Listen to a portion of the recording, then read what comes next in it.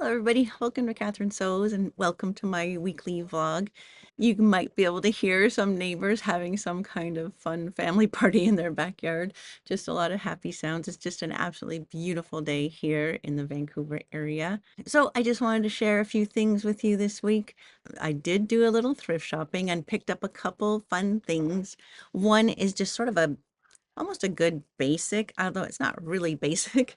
It's this very sheer white top, which will be, I think, really useful to put underneath some things that, when you're making that transition from summer wardrobe to fall, winter, something that's a little bit bare that I might wear in summer, having a sheer white top underneath it can be really pretty. I'll show you if I find any good looks for that one. And I even just love it under a t-shirt.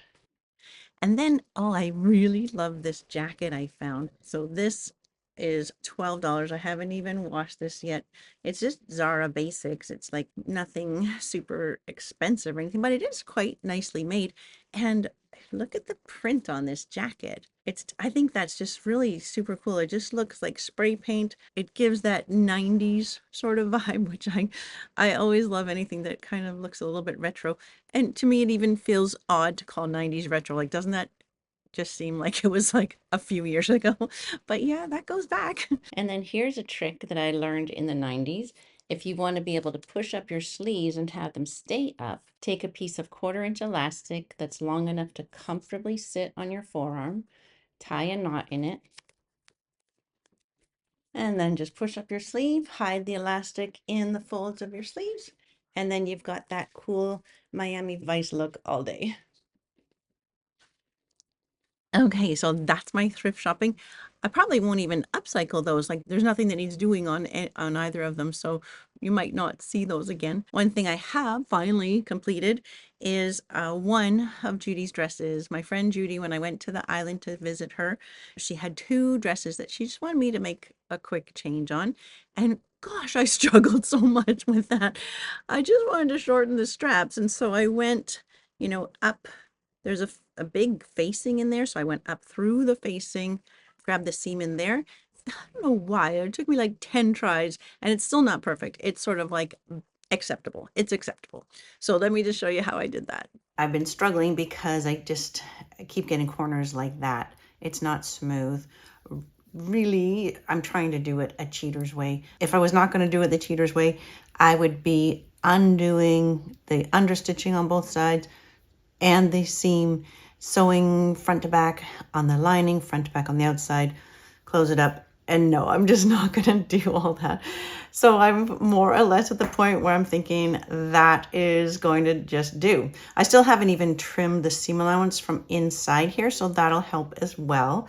But I want to show you what I've found to be like as good as I can get it with a reasonable amount of work. Oh, you can see on this side, I've tried it like 4 times and then had to open up the stitches, and I was not using a ballpoint needle, so I did some damage. So now when I close it up again, I'll need to take a bit of a bigger seam allowance to hide the damage I did, and I'll definitely use a ballpoint needle.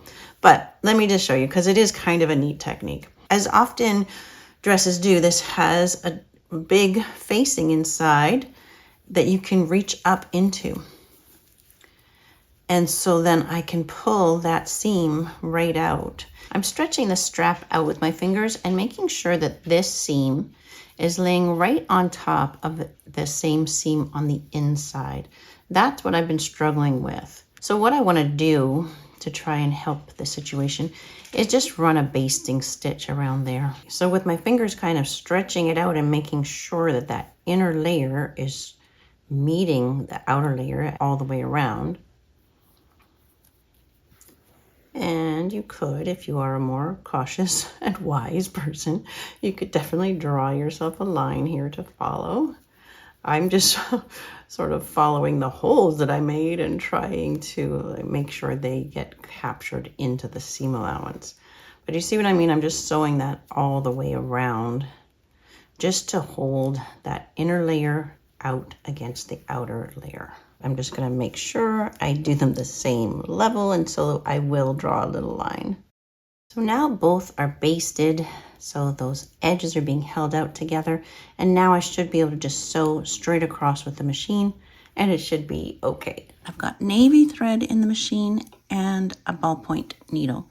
I think I'm going to try to just fold this seam allowance in just to try to control that bulky corner a little bit.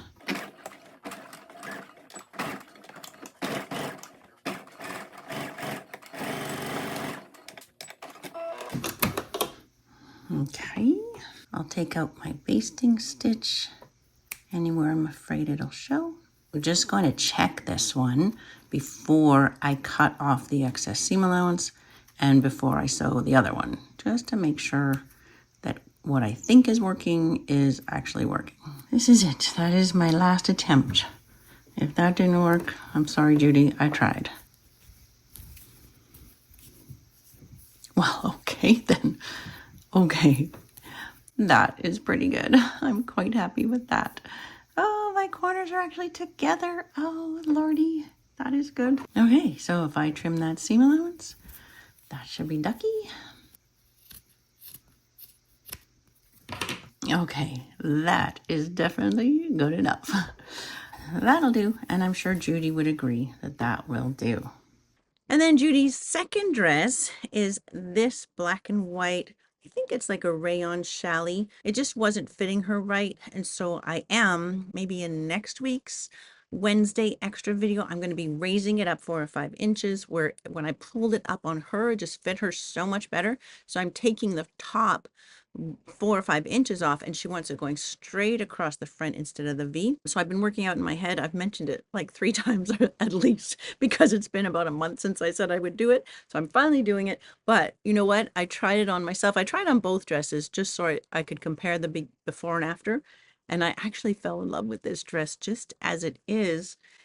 It's really long, like it's almost like grazing my ankles, and Judi doesn't wear her dresses that long, so it'll be good on her raised up like that. But for me, it just was like kind of perfect because I like longer dresses like that. And so, you know what? I think I'm just going to grab a pattern off of it before I cut it. So taking that pattern might be kind of interesting. It has a bust dart and it has the elastic casing on the back. So taking a pattern from that might have a couple interesting points. So if it does, I'll include that in next week's Monday vlog. This coming weekend's tutorial, I think, if it all works out well, is going to be all about brides and bridesmaids. I just coincidentally had a bride who I altered her wedding dress for. That video's from a couple months ago. My work colleague Danielle, I made just a little joining piece on her wedding dress. I just loved how it turned out. So then she came and visited me with her 2 daughters who are going to be her bridesmaids. And they just have a couple simple alterations on their bridesmaids dresses, so I'm happy to do that. But it just coincidentally, I'd also set up a meeting for the same day with a bride, different wedding, like not related at all, but through a friend of a friend, a bride came over with an alteration to do on her wedding dress, which is definitely a more complicated situation. That's going to be, I think, quite a beautiful tutorial for the weekend. The hem I'm going to do on hers and the fitting, that is not a quick fix. I honestly don't know if any alteration service would do that kind of work for her. Maybe they do. I don't know. What do I know? But I'm just doing it for her because she's a friend of a friend, right? I'm not an alterationist. That is not my business, but I'm just going to do it because, you know what, it is a little bit of a treat for me to be able to work with beautiful laces like that. And yeah, it should be quite a nice video. One more thing I'm doing this week is the tote bags for the Toronto and Montreal trip. Now, I've kept it as a surprise in the past when I made a tote bag for the Seattle group, and then when I brought tote bags to Italy for that group. So I don't really think it's a surprise anymore that if you're coming on a retreat or a trip with me, you're going to get a tote bag. I don't think I'm spoiling any surprises here. So I've got 20 of these cotton canvas tote bags that I just ordered off Amazon. And this week I'm going to design the whole print that's going to go on and then print off 15 of them and weed them and then iron them on. So that'll be kind of a fun thing. So I'll show you next week when they're all done. In the meantime, just loving the end of summer. Honestly, we've had the most beautiful summer here in Vancouver. It hasn't been too hot. We've had rain kind of just when we need it. And it's just been like that perfect temperature all summer. It's just been spectacular. And I just feel so, so fortunate. and so incredibly grateful for the beautiful retirement that I'm having so far. So I hope you're enjoying the end of summer as well. I hope you're having some lovely weather. I was just speaking to somebody who lives in Arizona and it's 110 degrees Fahrenheit there. Ah, that's just that's just horrible. So lots of love and cool thoughts to anybody who's in the South and just getting baked. We're having a lovely time up here in Vancouver. Anyway, I hope you're doing great, and I'll see you on Wednesday with that little mini extra, and then on the weekend with that bridal tutorial. So until next time, I'm Catherine Sowes. You take care.